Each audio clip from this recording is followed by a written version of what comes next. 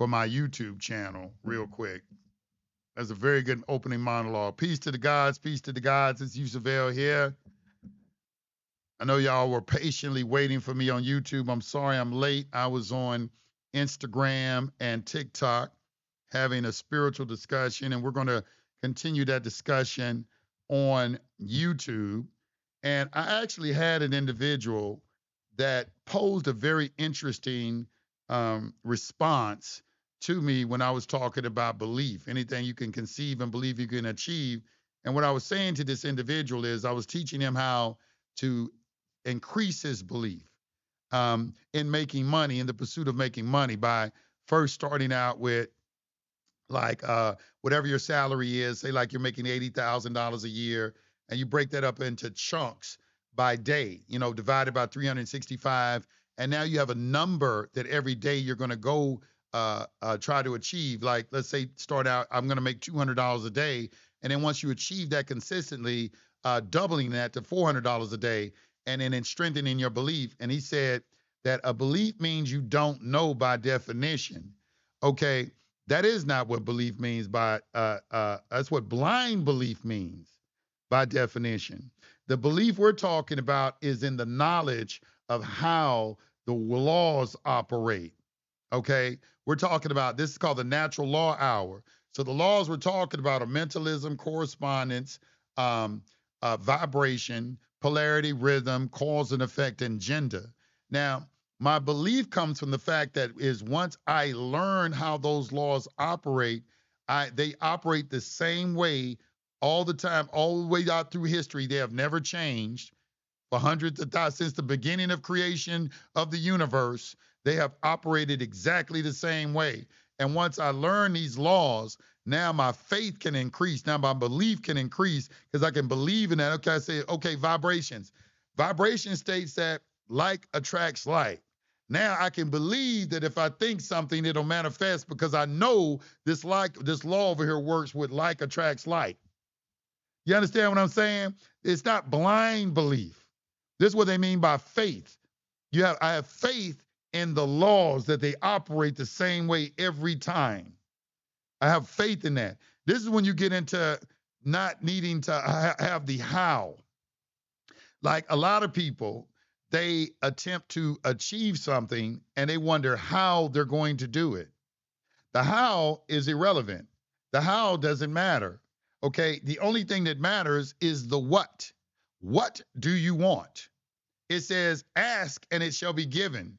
All right, ask and it shall be given.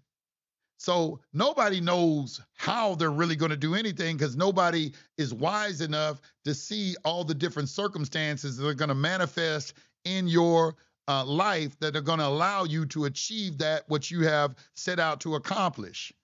So it's just like, Kevin Trudeau, he gave a very good analogy of driving a car at night on the highway with the lights on, and you can only see so far up the road with the lights, but you're on the road. You believe that the road is clear because you're driving on the road, but really you can only see so far at night up the road as far as the headlights will allow you to see.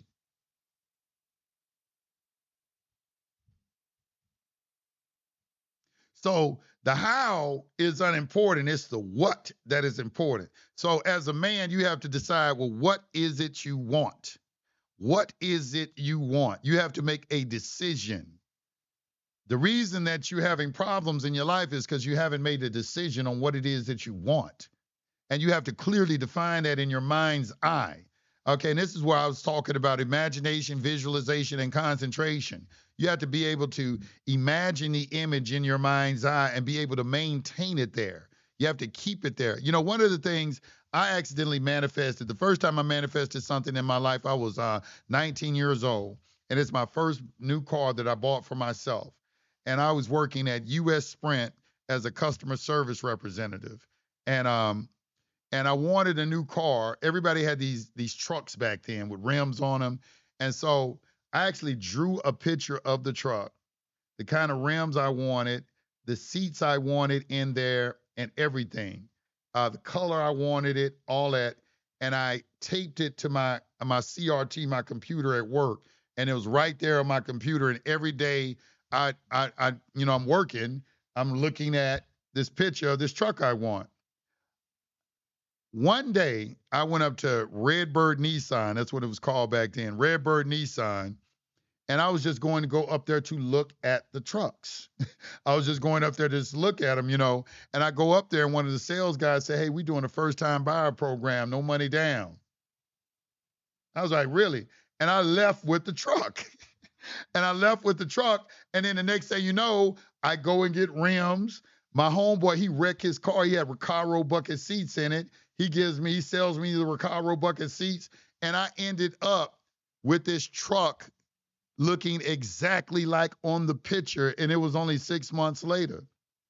And I've done it every time. But the thing about it is you have to really want it. Like, that's what I said. You have to, first of all, you have to visualize what you want.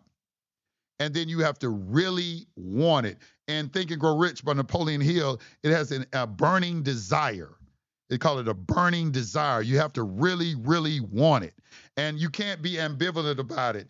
And I'm going to tell you, that is so, like these glasses right here, these are Chrome Hearts. And I don't buy glasses until I see something I really want. If I'm kind of like,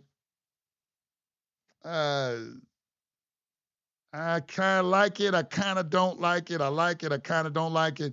But if I see something I want, I know I want it, I'm going to get it. I shop like that. It has to be something I want. Okay. So you have to put that in. You don't settle, for less. You don't have to. All you have to do is visualize, but you have to understand the process of this manifestation, though.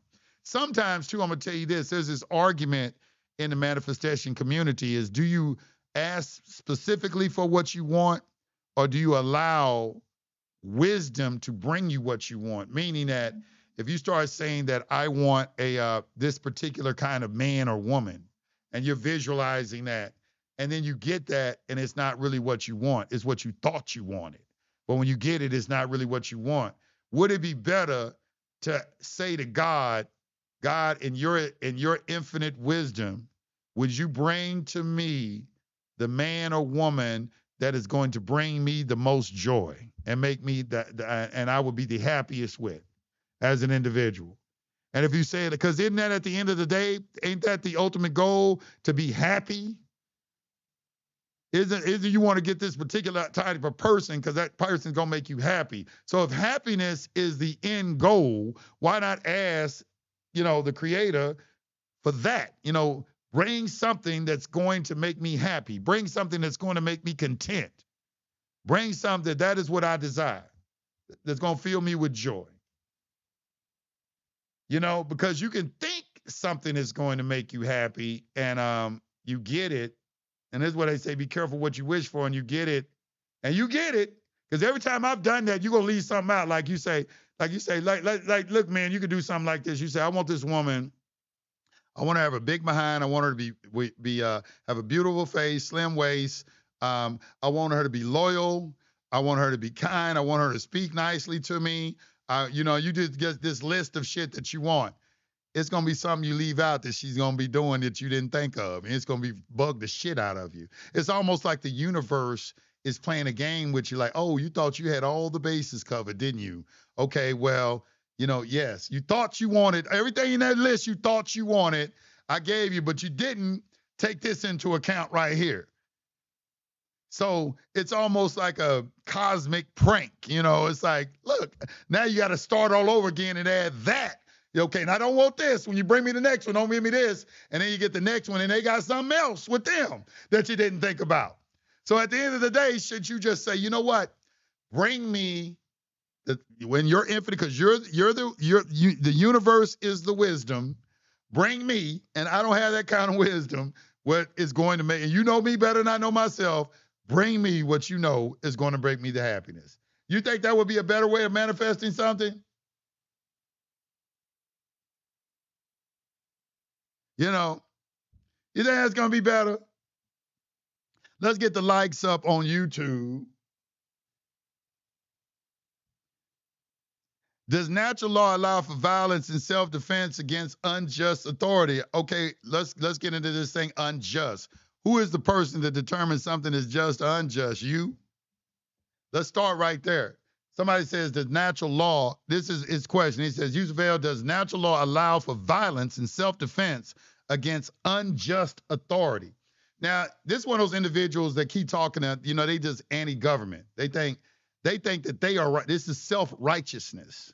It's really what you call self-righteousness. They think that they could do a better job of running the country than the administration is already in. And how do we get everything that I've seen about the government? They follow the Constitution. So does this individual, first thing we have to determine, this person saying that we're under an unjust authority, are they educated? Do they have the civic education to make that determination? A lot of times, no. The average person hasn't even read the Constitution for the United States of America. They haven't even read that shit. So they just like to make this statement. So in the Bible, in Matthew 7:1, it says, judge not, lest ye be judged, and the judgment you mete out will be meted out to you. That's what I'm saying. If you judge somebody off of a standard that you're not qualified to judge, you're going to be judged the same way, my friend. You're not qualified to make that judgment. Well, that's going to be meted out to you. All right. So first of all, who is the authority that made the determination that something was unjust? Let's start right there. I understand that, but I know you're just asking a question, and it was a good question. I'm not saying it was a good question. It's a good question, but I'm wondering, have you thought it through? Because people ask questions like, do I have a right of self-defense? Usually what you want to do is allow karma to take care of it. Like if somebody does some type of, like let's say somebody does you wrong and cheats on you and breaks your heart. You could, is that just? Is that unjust? I mean, that's kind of a form of violence, to rip my heart out of my chest and stomp on it. Am I justified in taking up some sort of, weapon and using it against them? This is what they call, crimes of passion. But am I justified in that? How do we determine that? Am I justified in taking the life of a drug dealer because he's down at the corner selling drugs to my children? Am I justified in that? We start talking about, now one thing I will say is that in the Bible, they have laws for, termination of people's lives based off of certain actions. And I could understand why, because it had to do, like, for instance, in the case of rape, all right, they would stone a person to death, they said, to keep the spirit out of the community, because this is a spirit that has entered into this community and it's going to affect the entire community. And we can see how there's certain spirits that are spreading around our community. And, like the spirit of whorism, I'll just go on and say it. That's the spirit. It's a very pervasive spirit. And we got to get, I was watching this African woman, and she was saying that women don't naturally desire to be with one man, and men need to just accept that fact. I say, no, I don't need to accept that fact. You a whore. That's why you feel that way. So it's a justification of whoring. It's just you a whore. You just slept with a lot of men, and now you think that way because you've experienced that, and you think that because you don't have, it's not in your spirit to do that. It's a spirit that is now pervasive, that has been around, because a virgin girl don't talk like that. She don't talk and don't think like that, all right? But you think like that. So that's a spirit that is taken over, and it's being passed around, and I'll use it on the men too. Like you have men that let's talk about what the men are doing. The men, they very debase, all right? They doing debase shit. Like they are, first of all, we could start talking about molestation. That's something that we really got to talk about in our community that I think that doesn't get enough coverage, because that leads into whorism, starting with the molestation, because the whorism isn't the cause. The cause behind it is men, all right? Because we are the leaders of the community, and we allow these things to happen to our community. So we got to take back, until we take back our leadership roles as men in the community and accountability for that, nothing is going to change. It begins with men, all right? And fulfilling their roles as leaders in the community. And making sure that, like, for instance, making sure, okay, you don't touch another man's wife. You out there talking about sleeping with somebody's wife and shit and bragging about that shit. Niggas shooting at somebody's wife and shit like that. That's very, what do you think is going to come from that? Except for some sort of, you just debasing the entire community, if somebody, they put the ring on there to let you know that this person is off limits and you should honor and respect that, because likewise, if that was your wife, that's what you would want to happen. All right. So, like the law says, do unto others as you would have them to do unto you. So, we got to get into some deeper discussions about, relationships, marriage, family, and all of that, and look at the cause behind the cause of why a lot of things are. And it does track back to men taking accountability, letting laws get passed on the legislature that actually, like divorce, how the divorce laws are. Okay, we allowed that to happen. You allowed liberal people to come in to get in office, to invade our office. We didn't say anything and pass all these ridiculous laws. And we haven't said anything about it. Ain't tried to challenge them or nothing. Ain't tried to get them, haven't gone to your congressman and say, look, we want this shit changed. We want this. It's destroying our families. It incentivizes women to divorce. And we want to take these incentives away. And you're going to get your ass up there on Capitol Hill and do it, or we getting your ass out of office. Because this is a government for the people and by the people. And we don't like this shit that's on the books. And you need to fucking take it off right now. Ain't that what we supposed to be doing? Ain't that what we supposed to, so who is that with? That responsibility lies with us, isn't it? If this is a government for the people and by the people, doesn't the buck stop here with us? He said, I have several questions. He said, trying to understand, can natural law exist in a purely materialistic worldview? Okay, let me say this. Who is this? Raul Santos Marcio. Or does it collapse within metaphysical grounding? All right. This is an individual that doesn't know what natural laws are or what it means. The word natural law, friend, means something that doesn't change. It's immutable. All right. And there's no power outside it that can work change against it. All right. So there are 7 of them, principles that underlie all the laws in the universe. And that's mentalism, correspondence, vibration, polarity, rhythm, cause and effect, and gender. Now, you have a mental, spiritual, and physical plane. Okay, I don't understand what you say exists. When you say a universal law, that means it applies on all 3 planes, because all 3 planes are just gradations of vibrational frequencies. So when you say physical plane, you're just talking about a different rate of speed. So how could it collapse, as you say, when it's all connected? The mental is a fast rate. It's just like a top. When you spin a top, it goes zoo, zoo, go higher and higher. But as it goes higher, then it goes into the color spectrum. It'll go to heat, red, and then all the way through all those colors, indigo, all the way to violet, and then into ultraviolet. And it's just the rates of speed are just speeding up. Same thing with water. It goes through the 3 states: solid, liquid, and gas. It goes from a solid, liquid, and gas. The physical are you trying to say that the physical state of ice is separate from the gaseous state? Is that what you're saying?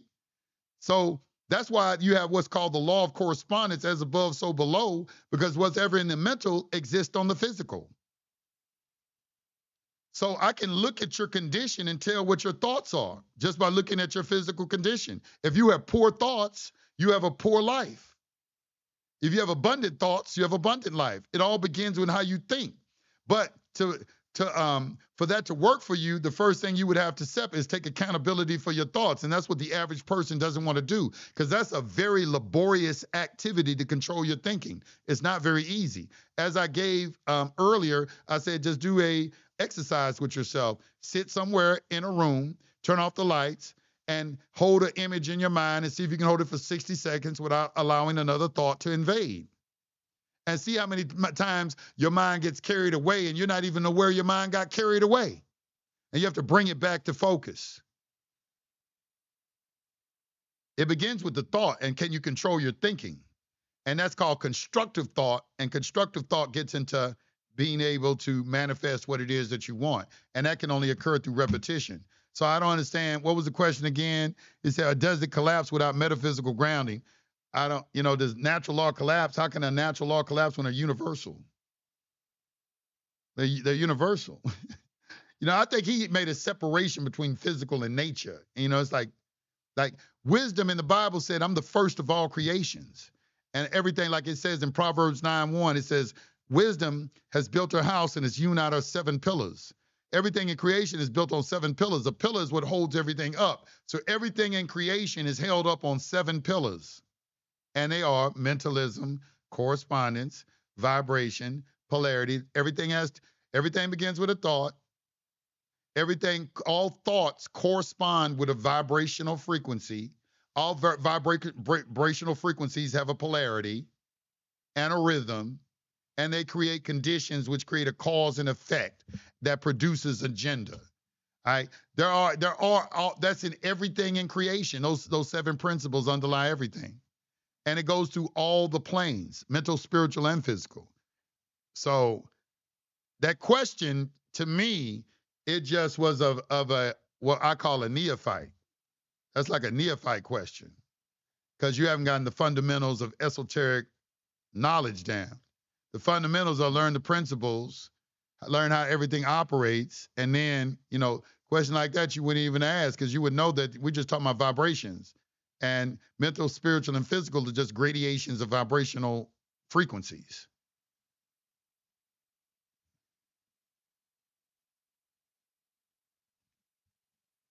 They didn't understand how he was doing so much. Let's see, 5 minutes. What's over here? I'm on TikTok and Instagram. Some comments were filtered. It said, out of abundance, out of the heart of the mouth. It's a hopefully she will come. What is that? They did not. Okay. What did he say? He said, how does natural law address inequalities of power, wealth, and ability that exist in nature itself? How natural law, this is another excellent question. This is why communism, socialism, and Marxism has never been successful, because it goes against natural law. See, the socialists, that's a socialist mentality right there. Okay. In other words, you're talking about the inequalities. Because I look at nature, I look at nature, everything is killing everything else. Nature is the strongest survive. So I don't know what he's talking about, that that don't exist in nature, because the law of nature is only the strong survive. So also in our world, in the mental world, it's the strong survive. The person with the strongest will dominates the individual with the weakest will. And what do I mean by strong and weak will? Your ability to manifest. You don't have the ability to manifest the kind of life that you want, and other people do. Either you have a plan or you're going to follow somebody else's plan, but you're going to follow a plan, my man. So if you want to follow your own plan, you best listen to what I'm saying right now and learn how to do the exercises to strengthen your mind, your willpower, and manifest the kind of life that you want. Because the inequalities exist because not all men are equal. Because some men are mental giants and some men are midgets in the mental world. Just like with the human body. Some people get in the gym, they got the body of an Adonis. Some people got the body of a slug. All right? But the person who got the body like an Adonis, he goes into the gym. Just like in the mental world, the person who has all of the money and all the things, these inequalities you're talking about, they learn how to think. And these people tell you this, but the people who are poor, they don't want to listen. You rather blame and have a victim mindset, and that's why it's going to continue forever. And you think you're going to force other people to think like you. It's not going to work. The inequalities exist is because there's inequalities of mind. There's inequalities of thought. There's inequalities of a lack of knowledge of how manifestation actually works. And wealthy people, I haven't met a wealthy person yet that doesn't use the law of attraction in some shape, form, or fashion. All the books they tell you to read, most of them are law of attraction books from new age authors who are writing about the subject and making various ways, like the power of now or mental mindset. You got all these different books and everything that you see, but all of them are following these laws of mind. Okay, you have to be able to visualize what you want. Understand it's not about the how, it's about the what. Make a decision. Focus on the decision. This is why I gave the analogy that men are like trains. A man without a vision, without a purpose, is not a leader. When women say, well, if he's leading properly, that don't ever listen to a woman say that. If a man is leading properly, a man is leading properly if he's in the pursuit of his purpose and his goals. It's just up to her to decide whether she want to follow or not. And if she don't want to follow, let her go. Because you got to stay in, you have to stay going where you're going. And when she say lead properly, what that means is he doing what I want him to do. You know, that's some old feminist bullshit. You know, it's like, nah, what do you mean lead properly? You know, I'm gonna tell you which way I'm going, and if you can go, and if you don't want to go, catch the next train. Not very difficult. But this is where this train is going. This train is on the track to this destination. Nothing's changing.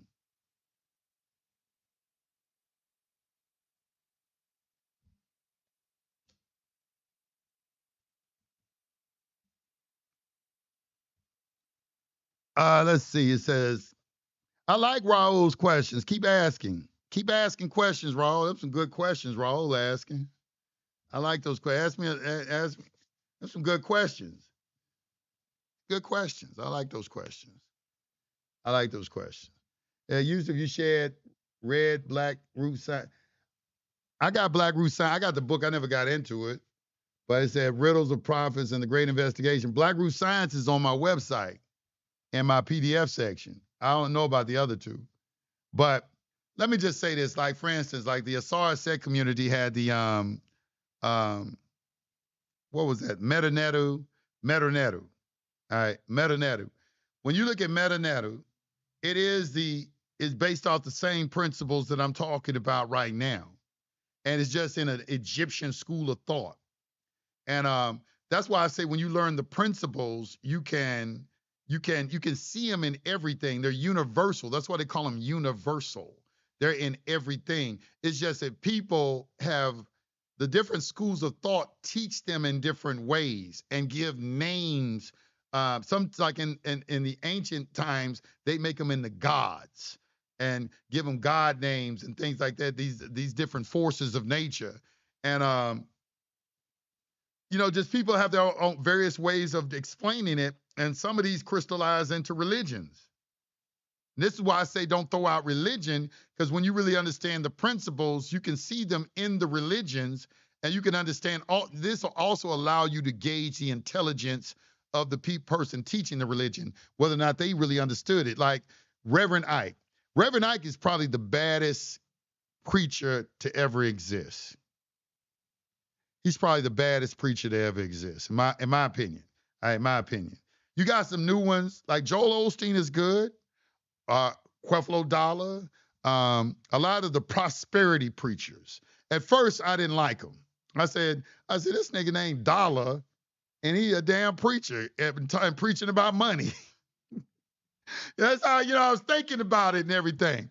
But then when I really, really understood the principles that underlie all of this, you know, like they'd say he'd make you fill out a tax form before you become a member of the church. And people say, that's ridiculous. Why would he, you know, it's like, what kind of church is that? They want you to, you know, they want you to get know how much money you're making and all of this kind of thing. Well, I can understand it. It's like, it's a vibration. Do you want a cancerous vibration to enter into, or do you want everybody in the whole congregation vibrating at the same rate of speed? Do you want everybody in the congregation vibrating on wealth? Or are you going to let some of these poverty-stricken mindset people come into your organization and start talking about that ain't true? It's the white man's fault. It's the government. It's the unjust government. It's them. What are you talking about? You want that in your congregation, and you in there trying to empower people, making them into gods and goddesses, and you got this mortal over here talking about it. You know, I don't believe in none of that. Donald Trump is the reason we are having the issues we're at. One man. You want that? Like, nah, I don't want that. I like the route where I am in control of everything. Wouldn't that be the ultimate freedom? Wouldn't that be the answer to you shall know the truth and the truth shall make you free? What would be freer than coming into a knowledge of that you can have whatever you want, when you want, how you want, wherever you want, just by thinking it? Just by coming into understanding this greatest gift we were given was our ability to think. What would be more liberating than that? Than to come into that knowledge and realization that, damn, I had the power in me all the time to do whatever I wanted to do. But there was a methodology to it I had to learn, and the methodology involved learning the laws. And now I understand that esoteric saying that in order to defeat nature, I must first obey her. In order to defeat nature, I must first obey her. In other words, in order to make the laws of nature bend to my will, I must first harmonize myself with her laws. I can't go against her laws. And one of the biggest laws of nature that doesn't compromise is that of diet. Nature does not care if you think in the Bible we can eat pork now because we're not living under the law. Well, what does pork do to your body? That's the law. That's why I was told you not to eat it, because it don't belong in your body. No matter how you feel about it, it doesn't belong there. It's going to be poisonous to you. You're going to catch cancer, diabetes, stroke, something like that is eventually going to happen to you because you think it's okay, but you were told not to eat that. And you say, well, we got the okay to eat it because you just want to live in the image of the beast. When I say living in the image of the beast, what am I saying? I'm saying, who was the first person that saw a cow and wanted to eat it? Huh? Who is the first person that was sitting around looking at a cow graze in the field and saying to himself, I want to eat that? Because I know right now I look at a cow and I don't start salivating at the mouth when I look at a cow. I see a living creature, with a spirit that loves her children. Or I don't see something like, damn, I want to eat that. I don't think like that, So if the only person that could think like that is like a beast, like when we see lions and tigers, they kill something and eat it right on the spot. That's a beast. That's a beast that does that. So killing of a cow had to begin with some kind of beast man, and then over time they learned to cook it and season it and flavor it, season it with herbs and give it a different type of taste and make it more palatable to you. But in the end of the day, naturally, how does that go when I go right up to a tree and pull the grapes right off of it and eat it right there on the spot? Is delicious, or a peach or an apple or a pear or something that's ready made to eat right off the tree. I don't know. I'm just, I'm not saying I'm right or wrong or anything like that. I just want you to just think about that. Who was the first person that looked at a cow and said, it had to be a beast man? And we're copying him. We're copying them.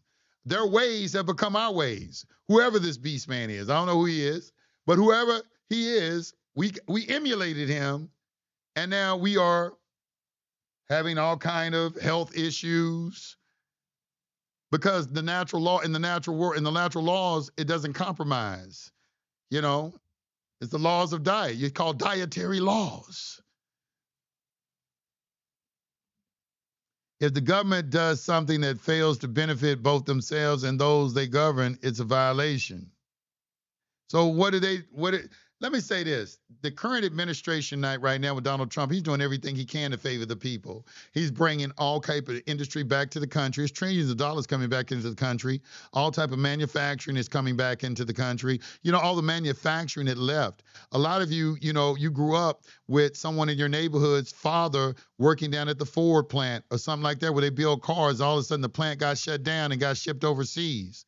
I go overseas, I don't see any American-made cars being sold anywhere overseas. Hell yeah, put tariffs on their ass. When you go over there and you see how they taking advantage of us, they look at America as like simps.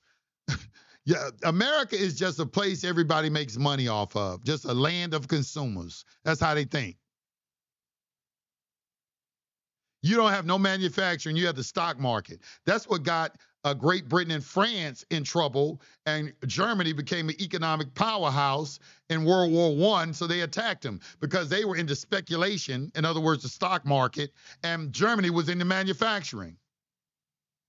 something happened to us in this country, and we got to depend on another country to bring us our munitions or iron or something like that. No, we need everything within this country. The United States of America is the most powerful country on planet Earth. We should be number one in everything. And capitalism is the reason that occurred, because capitalism rewards the person who masters the law of attraction.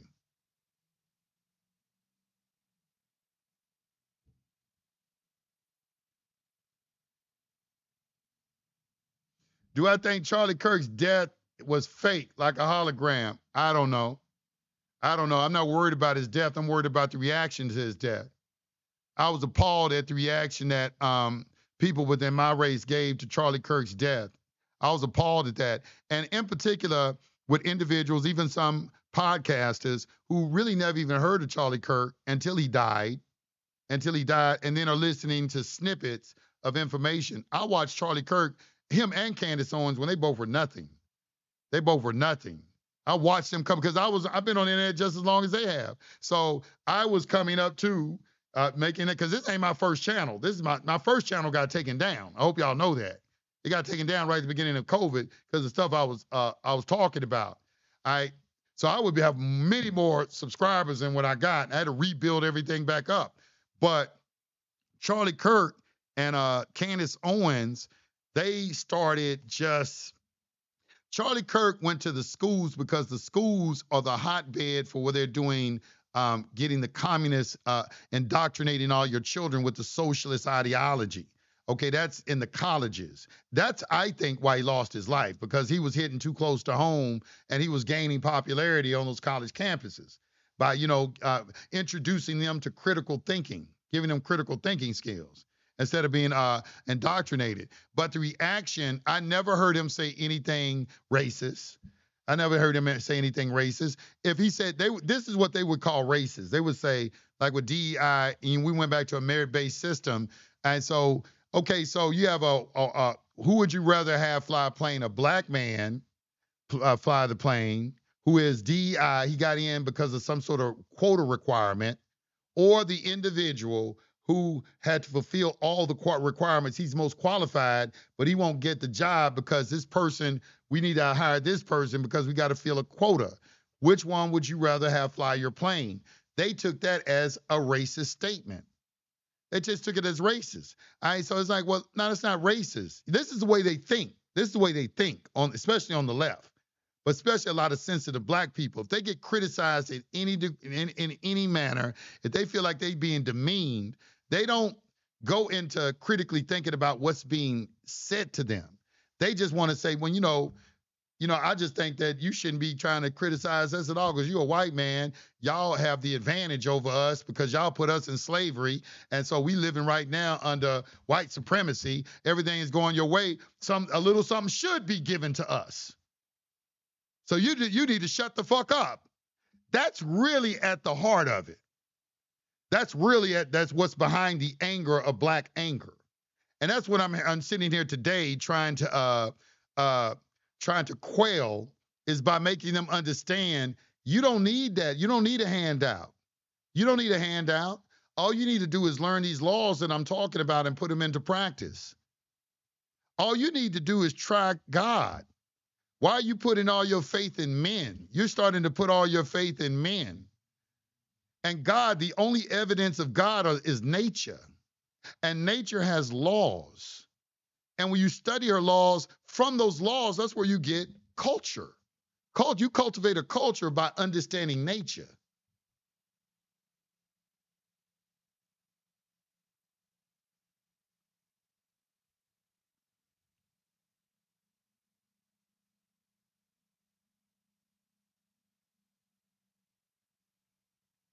We are the law. What laws are to study?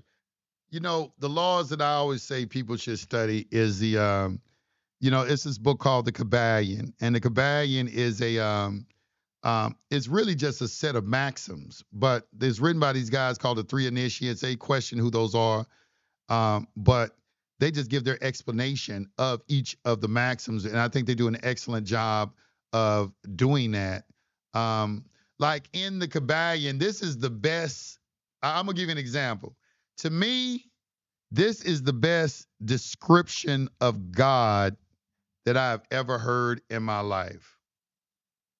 This is the best description of God that I've ever heard in my life.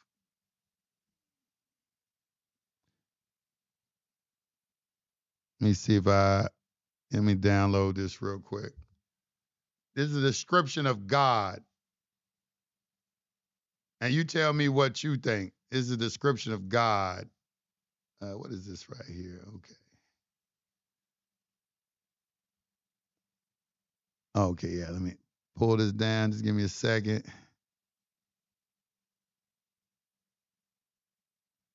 The great physical plane, the great mental plane, the great spiritual plane, the plane of correspondence. Let me see if it's the all right here. Okay, yeah. Yeah, there it is right here. So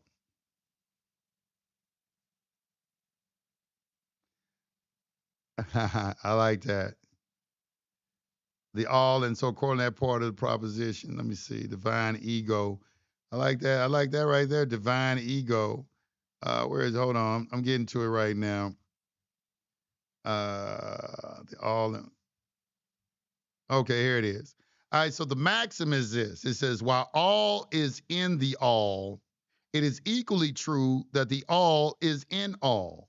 To him who truly understands this truth has come great knowledge. All right.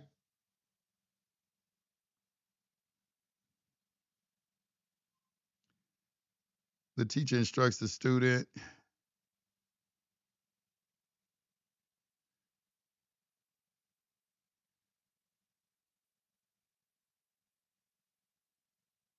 You know what? I'm gonna have to find this. I'm gonna find it later. I don't want to mess up the broadcast because I had to look through this book. But I will say this: the Kabbalion is a beautiful book. It's one of the most beautiful books I've ever read in my life because it gives we used to have this saying. It says, I'm in the love of the all, and all love is in me. I'm a part of the all, and the all is a part of me. I'm one with the all, and the all is one with me. I can succeed as a part of the all and fail as an individual. I can be all that I wish in the all as long as my wish is to stay in the all. I'm never alone. The all is, and I am. The all can, and I can. The all does, and I do. This was an affirmation to affirm what it says in the Kabbalion that it is equally true that all is in all and you are in all and all is in all. And this is what I mean, all knowing, all powerful, and all present. This is the conceptualization of God that people who manifest have, that God is an ocean and you are a teaspoon out of the ocean. Same in quality, but different in degree. You're an aspect of that ocean. And but you're still connected to it. Even though you're that teaspoon, you have that quality, you're still connected to that ocean and you can plug into it anytime you want to. And as you plug into it, you can make amazing things happen in your life. And you don't need, people are worried about, like the victim minded. This is why I can't stand the Democratic Party because they are disempowering their followers with this victim mindset. Whenever someone is teaching you to look from the outside in, that's the devil. That's the devil. Because the only way to defeat a God is to make him think he's not one. That's the only way. I gotta do a Jedi mind trick on you to control you because you a God. So I had to control your mind. They got to control your mind. And the first thing is don't look inside. Don't look inside. Do not look inside. Always focus outside of you. So that way you can join any religion you want as long as that religion puts a God in a cloud in a particular time and space, and that you have to petition for him to assist you. Long as you got that concept, they cool. They cool like, okay, he cool. He's not looking inside. He's not looking inside.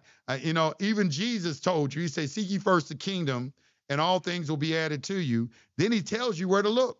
And Luke 17:21, he said, look ye neither here nor there, but the kingdom of heaven is in you. He told you first, look for the kingdom of heaven. Then he told you where to look. He know he had to. He said, look, don't be looking all here and there. Look, it's in you. I'm gonna give you a hint. Start inside. Don't look all out here. Start inside. Okay, you got it? You think Charlie? But as far as the Charlie Kirk thing, Charlie Kirk, I've been watching Charlie Kirk, man, since I don't know, since man, long time. It got to be 7, 8 years. I don't know how long you've gone, but it's been a long time.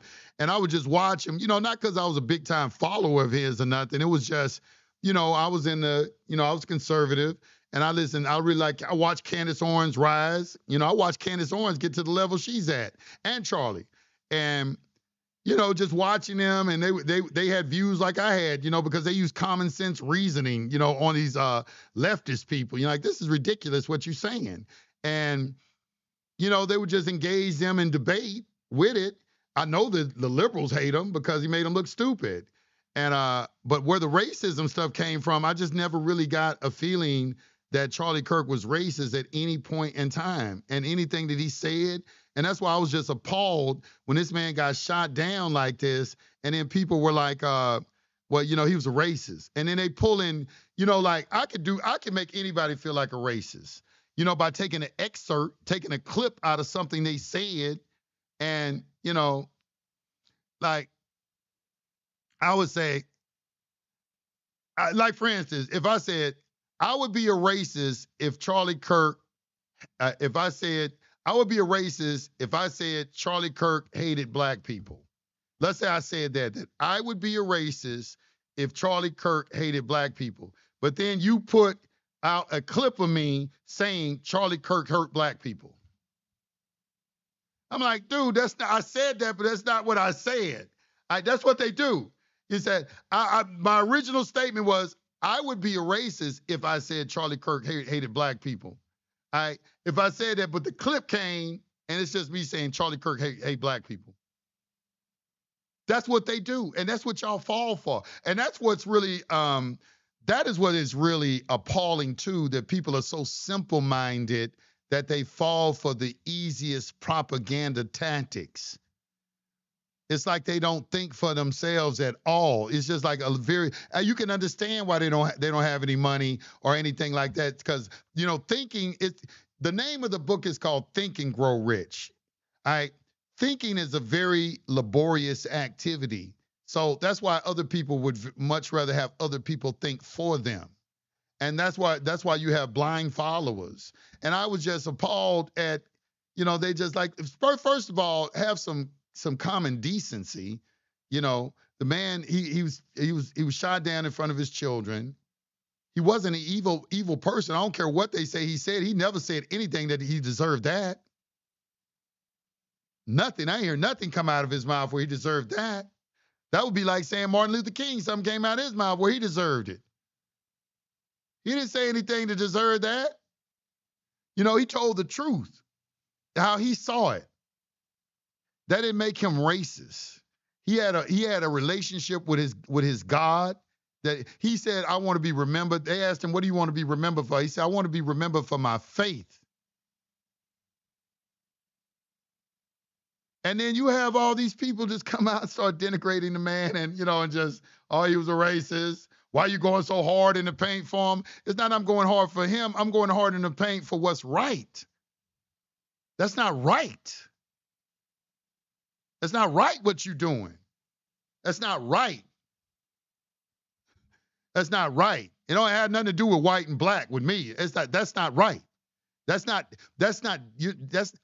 have to have common decency. And that's what that is absent of, common human decency. That's what's appalling to me. How many of my people don't possess common human decency? What happened to that? I grew up in a time where everybody, if somebody died like that, everybody, man, you know what? I might not agree with him, but man, that wasn't right what happened to that man. The majority of people would be saying that. He went, man, fuck that, man, fuck him, man. I think he said black people, what did he say? He said Martin Luther King was the worst example. And all this, that's not in the context he said that in.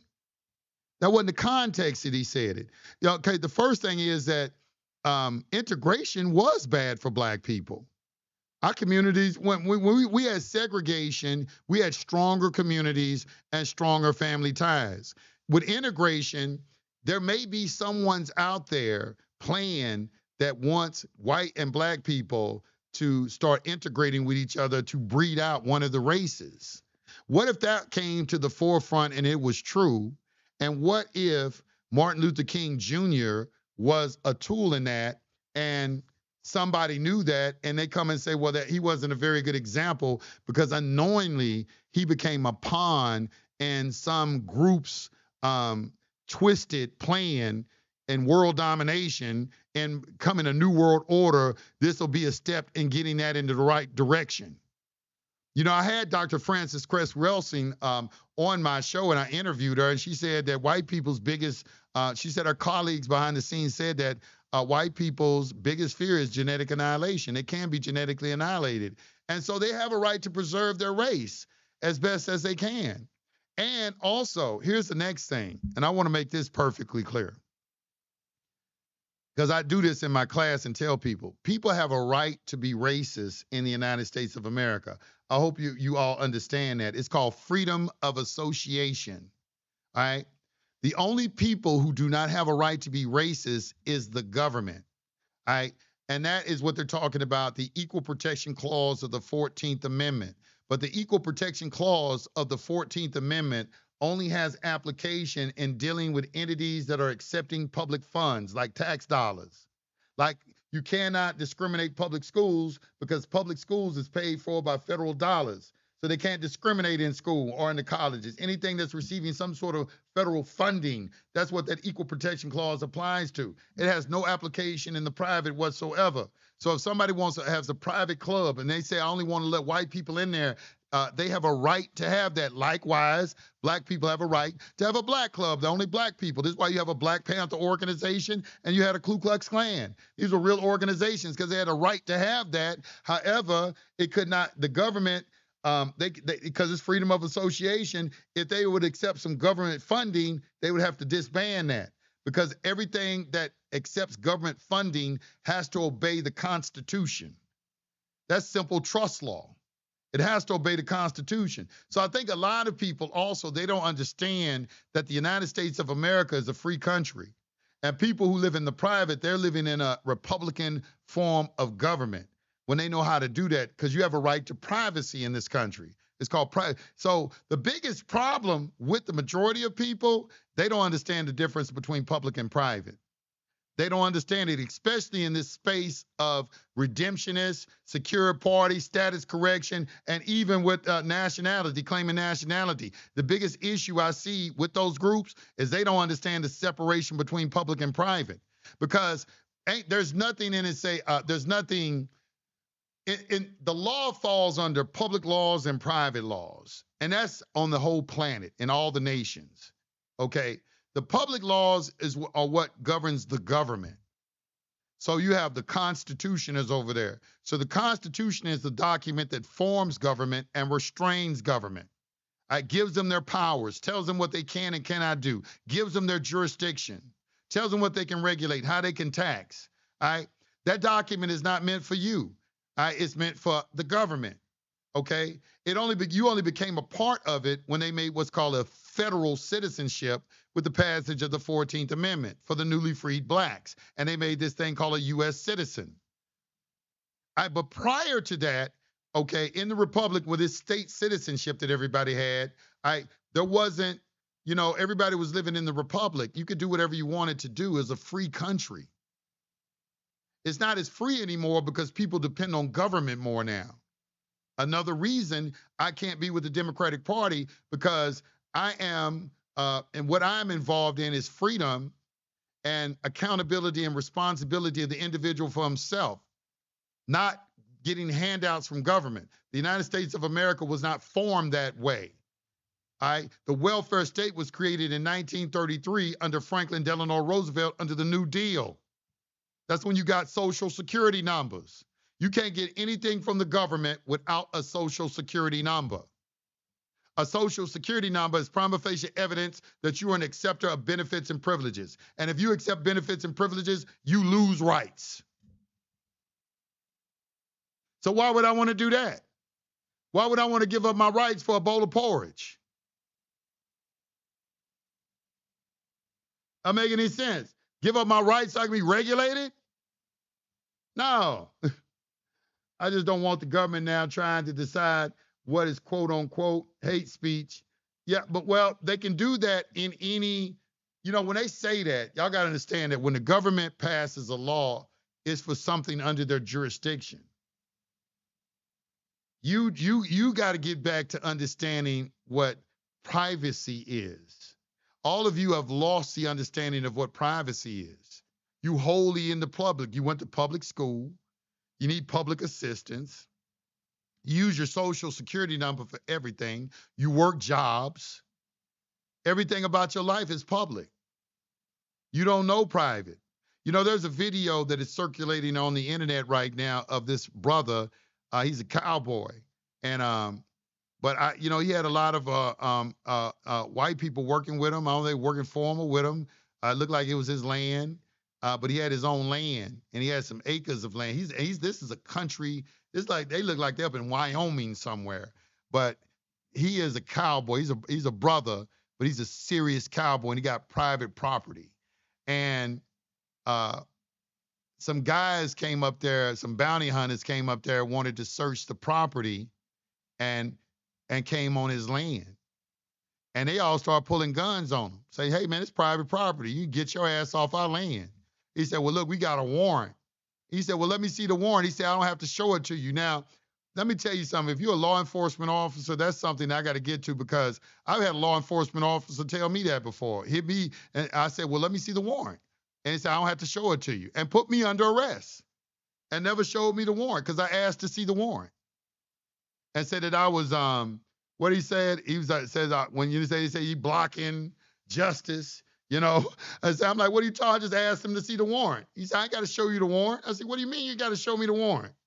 You got to show me the warrant, man. You got a warrant for us, something? Show me the warrant. And he did the same thing with him, but the brother wasn't having it. They had guns. They said, oh, you don't show us no warrant. Well, he said, well, y'all would get blasted. That's true private property. See, the reason you need a warrant, because the warrant is an affidavit attesting under penalty of perjury that they can go get someone that has violated a public law.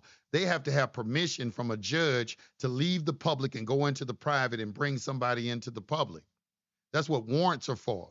They can't just come into the private without what's called a compelling public interest.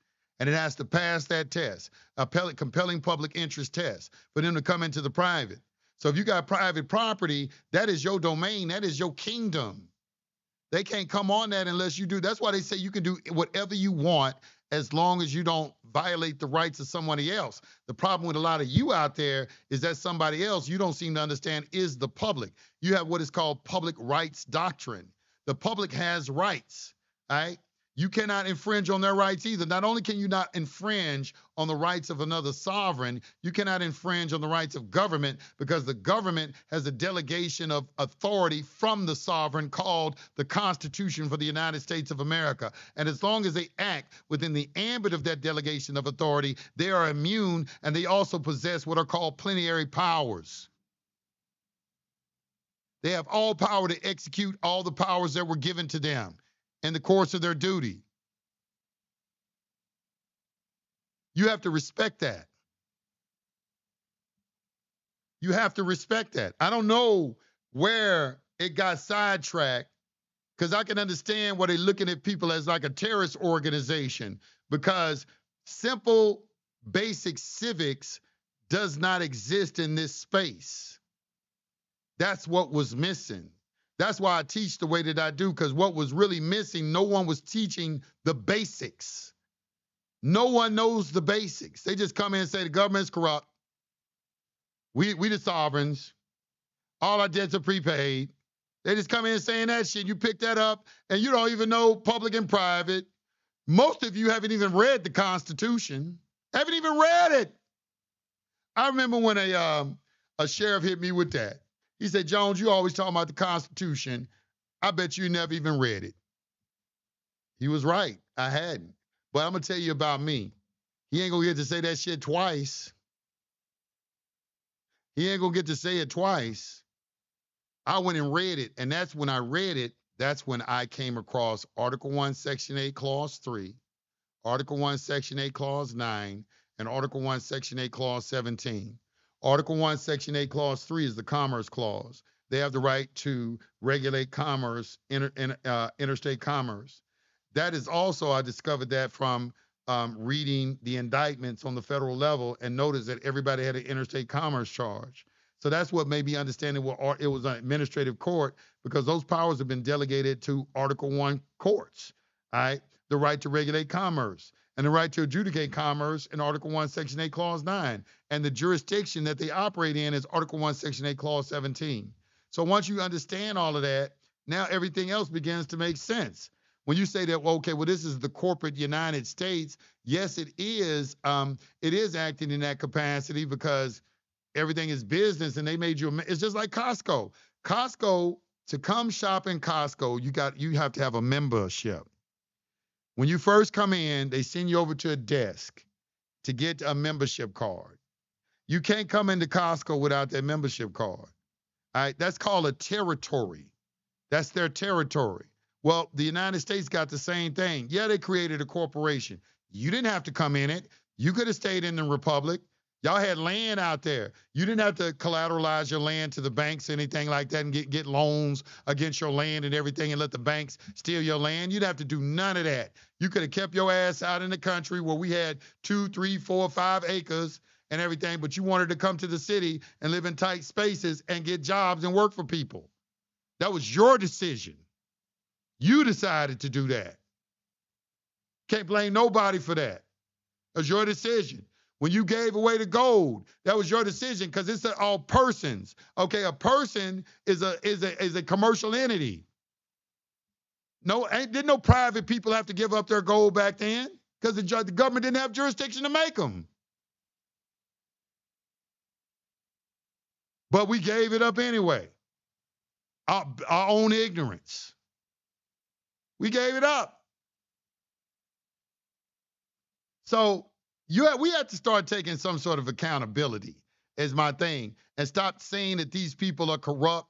The government, the only thing I see the government do is they use threat, duress, and coercion and obfuscation. That's what they use. They follow the law. They do what they're supposed to do. But they twist things. They try to hide things. They don't want to give you remedy for things. They do those type of things, you know. And the way that they achieve it is through, first of all, your lack of willingness to go all the way to the end. Your lack of willingness. They put whole lot of hurdles in front of you, and you don't want to hurdle all of them. So that way they are, you know, they operate within plausible deniability. They can't say they didn't give you a remedy. They say you just didn't take all these necessary steps to get it. You know, just shit like that. They got different type of techniques that they use to prevent it from you from getting it. That's how they kind of operate. And as long as you take some accountability and stop trying to say, well, you know, the government is corrupt. You know, no, they're not corrupt like that. The government is composed of people who you elected from your population. You know, the senators in the House of Representatives, they come from your respective states. You went to the polls and voted for them. And this thing y'all call democracy. I seen a document where the government was confiscating gold from the ones who refused to give it. I'd have to see that. I ain't never seen that. I know that the people were also at them courthouses trying to string them judges up, taking their land. I know that. I seen that. Even though the people have been saying some mess up things about Charlie that I don't agree, but they have a right to free speech and criticize others. They do have a right to free speech and criticize others. But I'm just saying, that's why I was saying it's human decency. It's human decency. They can do whatever they want to do, but they just demonstrate that they don't possess human decency. You know, at some level of decency of a human being, I don't want to speak ill of the dead. I don't want to I don't want to disparage somebody's name and they're not there to defend themselves. I think that that's kind of like cowardly. It's like you talking against someone. They're not there to defend themselves, and you don't really know the person like that, or you didn't even really study them and evaluate what it was that they were trying to say, the message that they were putting out. You just made a very cursory investigation of their information and came to a conclusion, and then started you know those type of things right there. This is why in the Bible it says don't slander a person, don't backbite, don't gossip. All these things are talked about in the Bible, and the reason why is it's immoral, but also it's based off the fact that you don't know enough to be doing what you're doing. You don't know enough to judge. Stephen Covey in the 7 Habits of Highly Effective People, he gave a real good illustration of this. He said there was a man on a bus, and he had his 2 children with him, and the children were very uh, uh, disobedient, running around, bothering the other passengers on the bus. And he just seemed to be in a stupor and not paying attention to his child. So people began to look at him as, whisper that he was a bad parent. His children run around the bus, disturbing the other passengers. He ain't trying to do anything to stop it. He must be a bad parent. And then one of the other passengers said to him, "Sir, could you get control of your children?" And he snapped out of his stupor and he said, "Oh, I apologize." He said, "We just left the hospital. Their mother died. This might be why they're acting out this way." All right. That's called a paradigm shift. Okay. Based off of some empirical evidence that you did see, you made a judgment, but you didn't have all the facts. This is why they say, "Judge not, lest ye be judged," because the judgment you mete out will be meted out to you. Somebody will mete out that same judgment on you based off of a limited or narrow amount of it, or very myopic piece of information that they obtain, and try to make a value assessment of your character based off of that. And you don't know enough to judge. That's why I say don't judge. You don't know enough. You're not the all-knowing.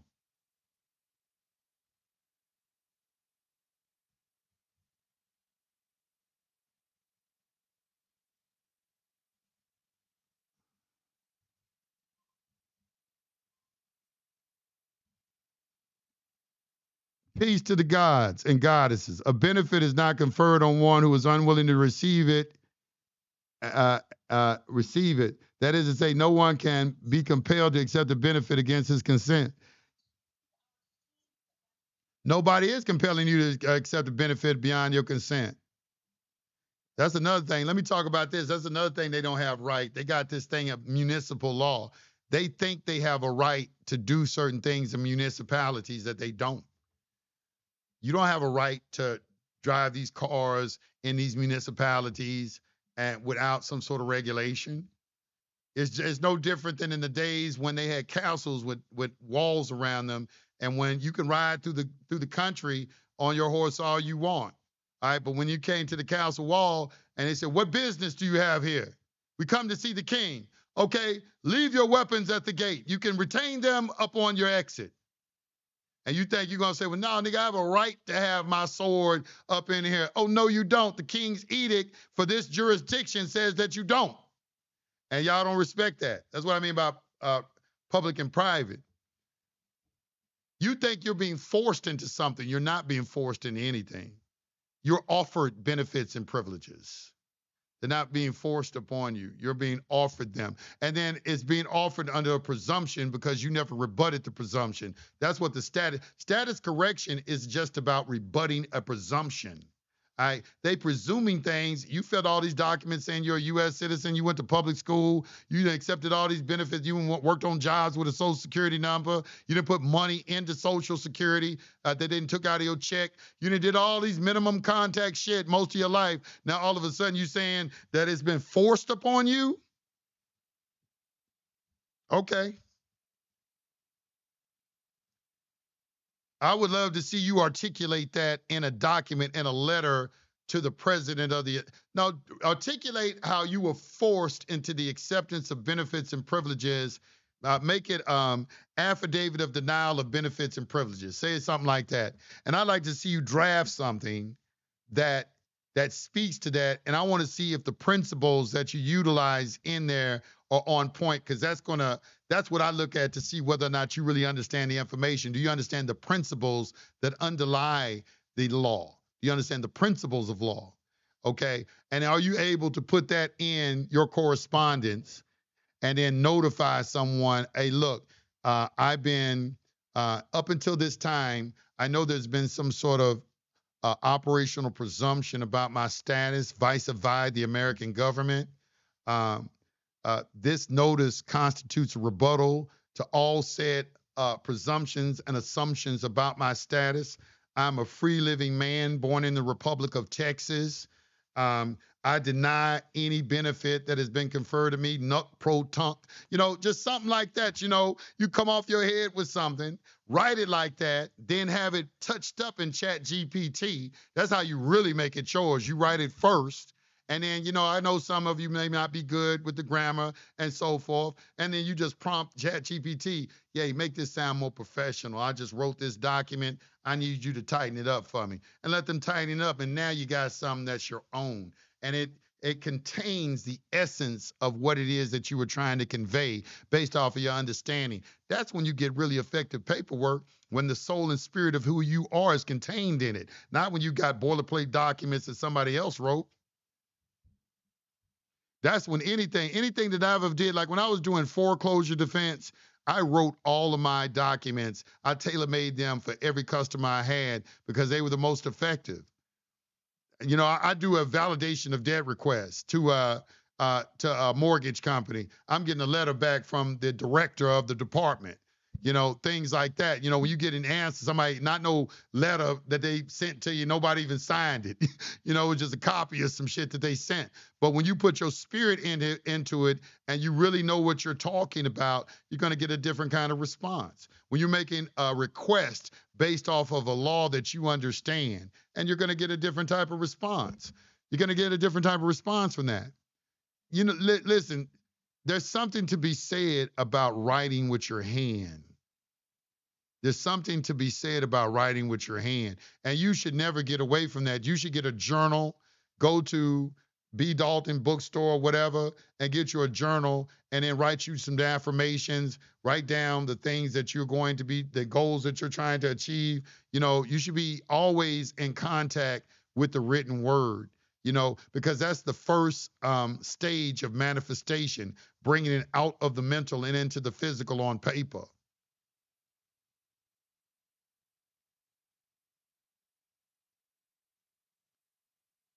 Am I keeping up with my time? Yeah, I'm keeping up with the time. I've been on 1 hour and 12 minutes right now.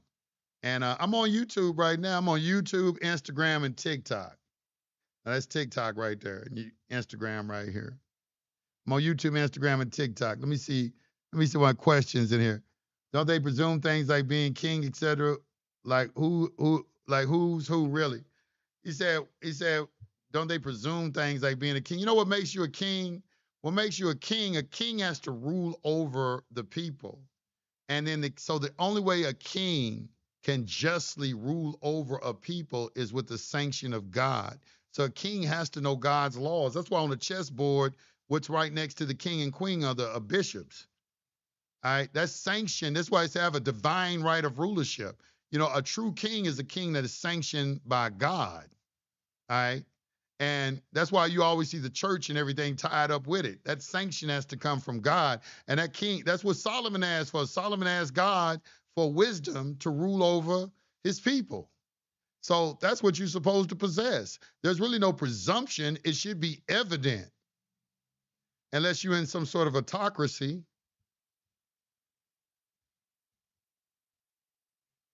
It said, how do we have a right if the birth certificate and societies are given to use without consent when they were infants? All right, so you have this thing that's called you got a contract. You got you have what's called an executed contract, and you have what is called an executory contract. Okay, a lot of you think that infants can't enter into contracts. Infants can enter into contracts, but they are just executory, all right? Meaning they're not executed. The contract gets executed when you become to the age of majority and then you begin to use those benefits and privileges. Ignorance of the law is no excuse. So you can't use that as an excuse. You can't use that as an excuse that you didn't know. All right, it's not anyone's fault that you wanted to spend most of your time watching television, fucking around outside, chasing women, smoking weed, drinking, fucking, doing whatever it is that you do with the majority and bulk of your time, because we all got 24 hours in a day and we can use them the same way. There's nobody's fault but your own if you didn't take the initiative to learn the law, because these people tell you every day ignorance of the law is no excuse. We publish everything. That's what they gonna say. What are you talking about? We put everything in a book. We publish everything. Oh, I've been too long without hearing what real shit you put down, my guy. Are you keeping up with your, yeah? You know what I'm saying? Do you not don't vote? I can't vote, you know. I don't vote. I probably wouldn't do it. I wouldn't do it even if I could. You know what I need to vote for? Well, I want to register to vote. I don't need to register to vote. You know, but let me just say this. I will say this. This last election, I would have, because because they were about to send us into. Let me tell you, if the Democrats would have got into power, do y'all know what the world will be? The world will be a circus right now, man. It'll be a circus. It'll be a circus right now with that liberal. It'll be a circus, man. It'll be a circus. You cannot be made to accept ownership of liability if you reject the gift of the benefit. No, you can't. You cannot reject the benefit after you've used it, bruh. You can't use the benefit. That's what the Ashwander rules say. You need to look at the Ashwander rules. The court will not pass on the constitutionality of a statute at the instance of one who has benefited from it. So if you've already benefited from it, equity won't allow. That's unjust enrichment. Equity is not going to allow that. Equity is not going to allow that. But Democrat and Republican Party is the same party because it's public. No, you always got a choice. They're not the same. It's they both in the public, but we have a choice in the type of public government we want. You got a choice. You always got a choice. You want a Democrat or a Republican? We have a republic. That's Article 4, Section 4 of the Constitution. We were guaranteed a Republican form of government. And that's why Benjamin Franklin said, when they asked him what kind of government we have, he said a republic if you can keep it. And right now, we're about to lose it because all of you like to take benefits and privileges from the government. You like the welfare state. You like the welfare state. Welfare state is for bigger government regulation of everything, because you can't do nothing for yourself. So that's why you listen to them. Their whole mantra is victim, victim, victim, victim. White supremacy. You're taking away your health care. About everything is victim, victim, victim. And for you to really understand that, first of all, you should learn some basic civics. You need to know what communism and socialism and Marxism is, and what a republic is, what a free country is, what your private rights are. You need to learn what those things are. And then, from there, you can do a proper assessment of where the demarcation line exists that separates public from private.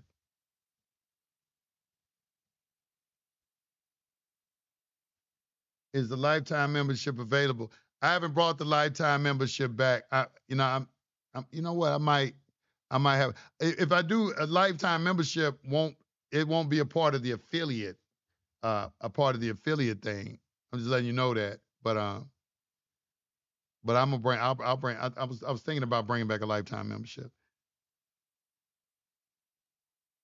Let's say cook. I say you cannot.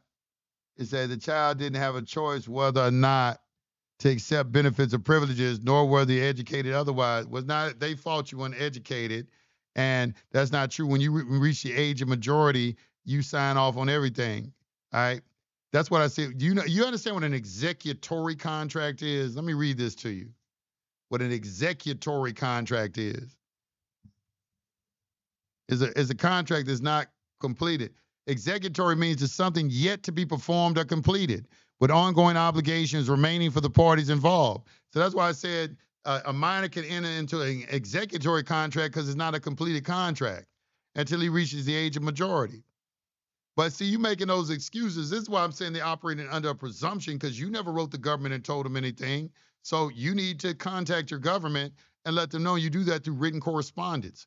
You know, um, the spoken word flies out the window and the written word remains forever. So you put it in writing, you send it through an affidavit of mailing with a notary. All right, you have two witnesses. You send them that correspondence, send it to everybody, send it to your sheriff, you send it to the to the court, um, send it to the governor, send it to comptroller of the currency, send it to the president, send it to the Treasury Department, send it to the Social Security Administration, send it to the IRS commissioner. Notices. You got to give notice. Everything is about notice. Everything is about notice. Or instead of doing all this, you can learn how to do business. You don't have to do all that. You can learn how to do business. That's what secure party is all about, learning how to do business. You are dealing with a corporation. You are dealing with a corporate created entity. You are operating within a corporate environment. You say the United States is a corporation. You put on these license plates, say I'm not engaged in a commercial activity. All these things, is about business. It's all business. Everything is business. It says, Yusef, if you would have voted, how would you have went about the voters registration? I don't know. I ain't never looked at one. I'd probably sign a UCC 1-308.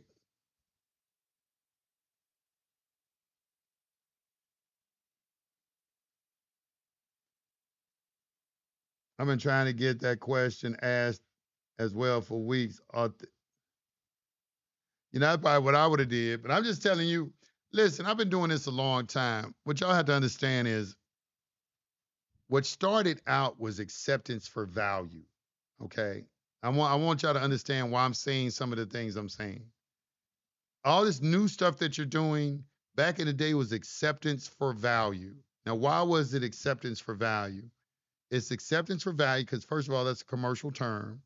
Secondly, it kills any type of argument. Why do I want to kill the argument? Because this is a commercial matter. They're looking for some money. There isn't any money. There are only promises to pay. You're the creditor of the United States. You can issue a negotiable instrument. HCR 192 of June 5th, 1933, Public Law 73-10 and all associated policies prevents them from requiring you to pay any debt in any particular species of currency. You have all these in place for commercial protections.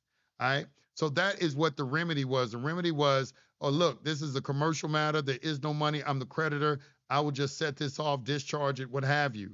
And that is the route you would take. You wouldn't be going in and challenging jurisdiction or doing any of these things. This is what made you immune. You're immune in the commercial world because there ain't any money to pay for anything. And all the value or substance that is backing all the money that is in circulation comes from human beings signing their signatures on pieces of paper. So you're always the issuer, the drawer, the maker of any type of negotiable instrument. That's you. And you have a right to have that returned back to you. This is what in UCC 3-305 claims and recoupment, and UCC 3-306 claims to the instrument. But before that, you have to fulfill the requirements in UCC 3-302, which is the holder in due course. Do you understand what the difference between a holder and a holder in due course is? See, these are the rules to the monopoly game that is played all over the world. We were growing up in life and we were playing those board games. That really was getting you ready for life, because to play a board game, first you got to open up the box, and the first thing you should do is read the instructions. You have tokens to play the game. whether it be dice or whatever, tokens, because you got to move around, that's going to represent you on the board. So they give us a token. They gave us a straw man. They give you 7 tokens to pick from. They give you a default token. The default token is the individual. All right. So you have an individual, association, partnership, a company, a corporation, a state, and a trust. All right. So it starts with the individual. The individual has all the liability. Oh, so that's the game. The game is to get rid of liability. It's about liability. Who has the liability? Well, I can limit my liability, or I can alleviate my liability completely. Well, to alleviate liability, you got to give up ownership, because ownership comes with liability. All right. So this is what it came with: own nothing, control everything. Give up ownership. And the best thing to give up ownership to is an irrevocable business trust, which tonight we have in a class at 9 o'clock. The irrevocable business trust.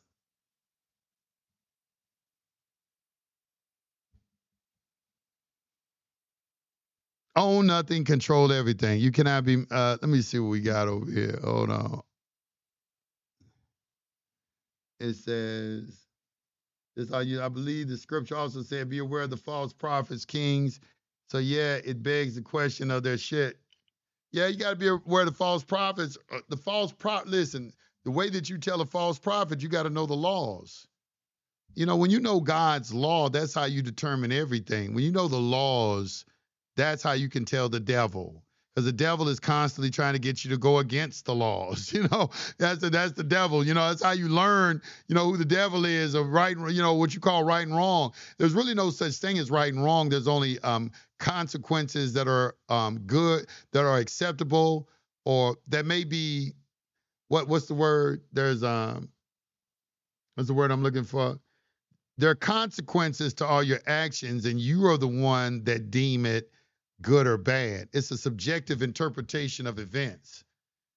Everything just happens, just is. It just happens. But this good and bad label is something that is only good and bad to you. May not necessarily be good and bad to me. Might be good for you. It might be bad for me. It might be bad for me and good for you. If a lender hasn't domesticated a out-of-state lien, can you put your home in a trust before that time? Oh, that's a good question. That's a good question.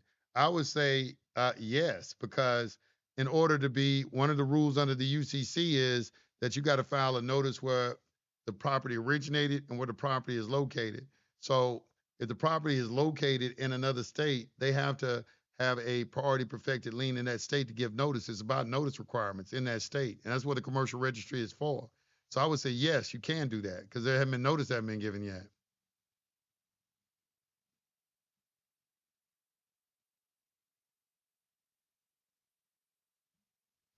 It says, can you tell your admin support to check the, okay, I will tell them. And y'all gonna make me have to let her go. Cause I talked to her, she swear up and down, she be answering shit, but I'm gonna show her this live. On a criminal proceeding after appearing special, would you suggest your opening statement will go straight to AV for V or straight to the? I always go straight to A for V. I say, I'm the holding due course. Here's the third point. Intervener making a special appearance as an authorized representative for the defendant. I accept for value and return for value all the charging instruments in this matter and make my exemption as principal available for discharge of all obligations and charges connected with this case. I do not dispute any of the facts contained in the charging instrument. Please use my exemption for offset and adjustment of the public charges against the defendant and release the order of the court to me immediately. And then I'm going to wait. And then if they start trying to give me some pushback or ignore it or do anything, it seems that I was mistaken. It seems like I'm a little confused as to the jurisdiction this court is operating under. Therefore, I have a few questions before I can enter a plea or anything like that. I need some clarification on a couple of things, which is my right pursuant to the Sixth Amendment for the Constitution of the United States. Is that not correct, Your Honor? For the record. All right. I'm going to say something like that. Yes, you have a right to receive that. Thank you. Well, I have a question. Is this a civil or criminal matter? Well, it's a criminal matter. Thank you. Let the record show that the action being brought against the defendant is a criminal matter. Now, I have another question for you. The Constitution of the United States of America only grants this court two criminal jurisdictions. One is under the common law, and the other constitutes a condition of contract on the criminal aspects of a colorable admiralty jurisdiction. Now, sir, for the record, would you please tell this court and myself under which two of these jurisdictions you're attempting to try this criminal action? Okay, well, I can't give you legal advice. Well, excuse me, sir. I'm not seeking your legal advice. When I'm trying to determine is your legal intent. Now, it is my understanding that the Constitution for the United States of America grants me the right to know the nature and cause of any action, and it makes it incumbent upon you, sir, in fact, your duty to tell me that and provide me with that information. Now, would you please do your duty under the authority vested in you of the Constitution for the United States of America and reveal to this court and yourself the nature of the action that we're presently in? Well, I'm not going to give you that. Okay, let the record show that I, Yusef, under the authority of the Sixth Amendment for the Constitution of the United States of America, have demanded of this court that they be compelled to provide me and reveal to me the true nature of this action, and said court has failed in said duty and now seeks to prosecute me under a secret jurisdiction known only to the judge and the prosecutor. For the record. Have something to come back on, man. You should have a library of shit to say. If you want to be good in court, have a library of shit to say. And then you can mix and match that shit, because now you know it's in your head, and you know now you freestyling on his ass and shit. You know what I'm saying? What'd you say? Be quiet. I'm sorry, Your Honor. I'm out to understand the honorable judge has made a judicial determination. I'm not to be afforded my due process rights or freedom of speech in these proceedings, sir, for the record. Everything's for the record. You're not there to talk to him anyway. He's an unbiased arbiter in a dispute between two opposing parties. He's just a referee. You're there to bring the law and the facts into the case and to argue with somebody else about what they're against their law and facts. All right? He's a referee. I'm there to make a record, because if I don't get the desired outcome at this level, I have a right to appeal it. Or if I felt something was procedurally defective, like objecting and him allowing hearsay evidence into the record over my objection. Automatic grounds for review in appellate court.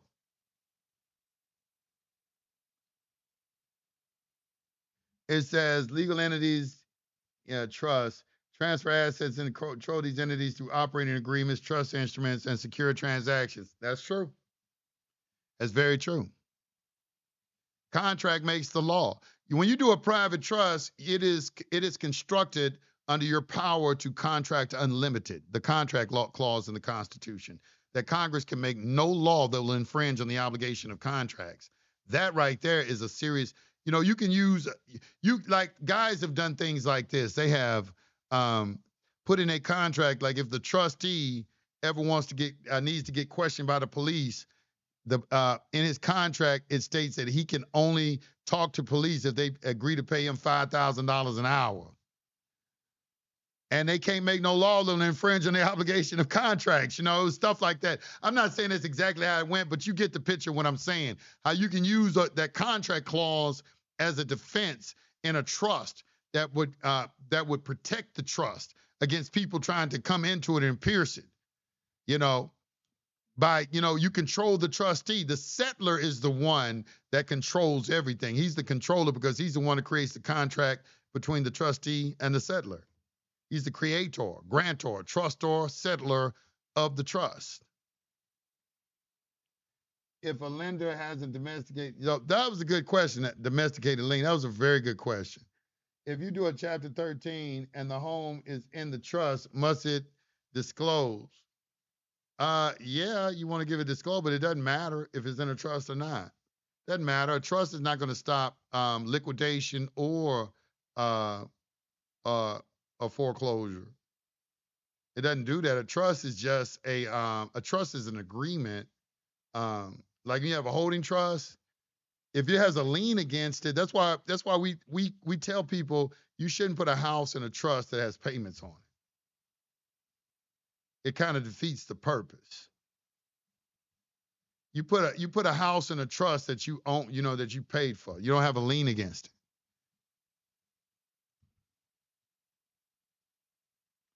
It's maintain formalities and tax compliance so control is effective and lawful. Yeah. I have something you should be interested in, Yusuf. Would you like me to let you know here or message us? You can let me know here. You can let me know right here. It said, no, message me. Just message me. So what number do you use other than the SSN? You use a CPN number, use a tax identification number, use an EIN number. You one of them three numbers. Everything in the public operates through a number. If you do in private, you don't need a number. You only need a number to do business in the public. Like a CPN number is used, but it's only for credit purposes. Because all you need credit. You need credit. But everything else should be in your business name.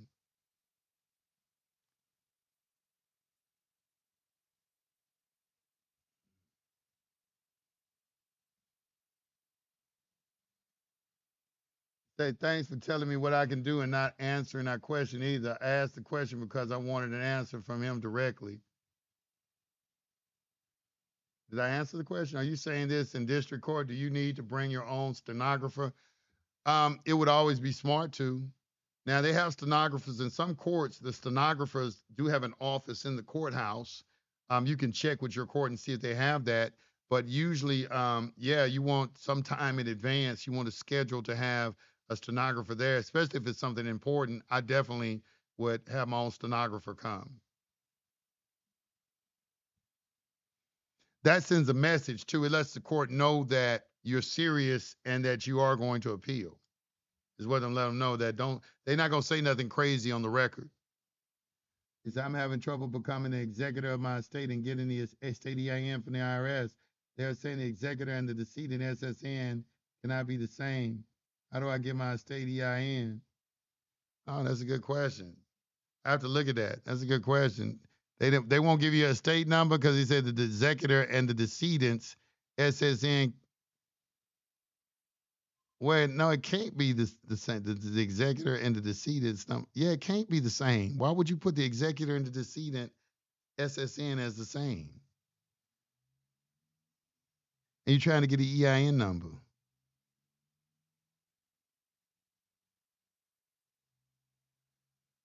I don't know. I have to look at that. I forgot about that form. I haven't looked at that form in a while. You asked me a question. Let me go look at the form. I'll have an answer for you tomorrow. It's not a bad question. It's not a bad question. It's not a bad question at all. Because the account is based on the timeline for the Sesticate Vi. Nah, this Sesticate Vi shit, they started that back up, recently of 1666, which is not even that's not even an American law, first and foremost. And it's about being lost at sea. Tell me the definition of lost at sea. Somebody look it up in a Black's Law Dictionary and post it. It's called lost at sea. It's an admiralty term. Do you have a video about how to make money without money? Yeah, it's called real estate investing. It's real estate investing. All right, what time is it? It is okay. I gotta get off, y'all. Okay, that's my little. Damn, we got 119 people on here. I'm gonna have to come back. I'm gonna do this again. All right, I got some moves I gotta make. I've been on here a long time. Been on here about at least 2 hours. I'll be back. All right. Let me end the show. I will be back tonight. Well, I don't know about tonight, probably tomorrow. I got a webinar tonight. I want to invite everybody out. Also want to invite you out. We have a special webinar on SBC University tomorrow at 9 p.m. Um, I want you to all. We're gonna have officers on there. It should be a very very interesting uh, webinar.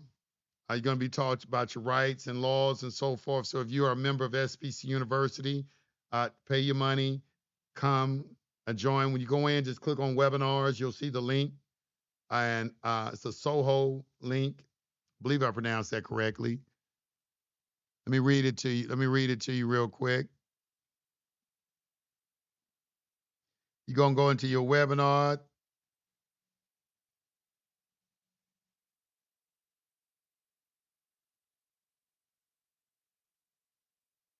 Oops.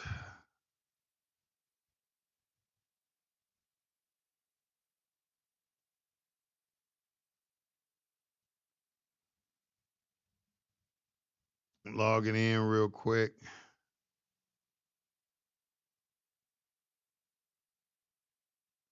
Hey, and you're going to go to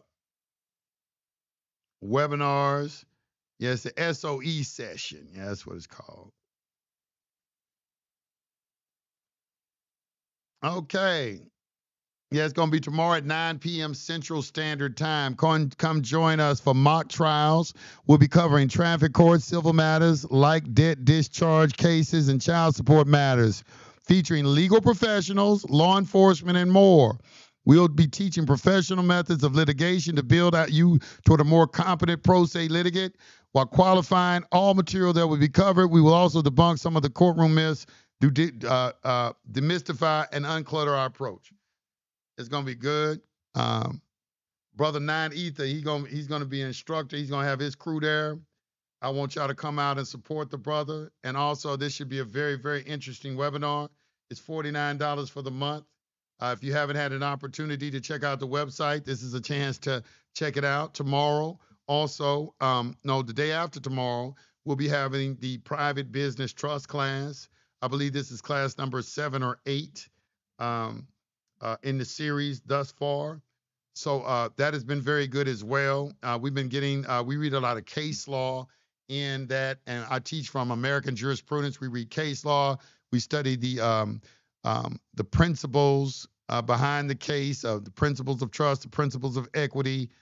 And, it's very, very enlightening. We learn a lot. Sometimes I even learn some things, in the case, because we read a lot of case law that I haven't read before. I'll just pick a case and let's say, let's read this together and see what we can, get out of it. And you get some really interesting information. Trust is a very, very interesting subject. It is very, very interesting. The things that you can do with a trust, it is really a very versatile tool and a very powerful tool for you to learn how to use.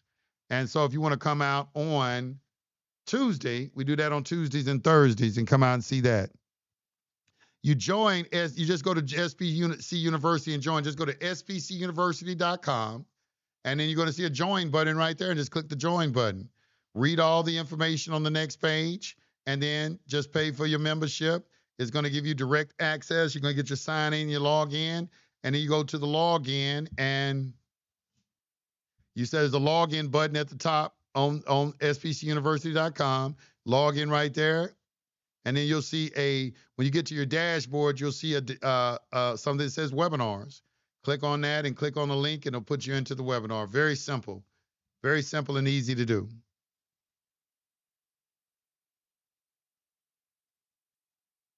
All right, so with that being said, I got to get off now. So peace to all the gods and goddesses. You have been listening to the hottest radio network on the planet. My name is Yusef, y'all. I will see y'all next time. All right. Peace.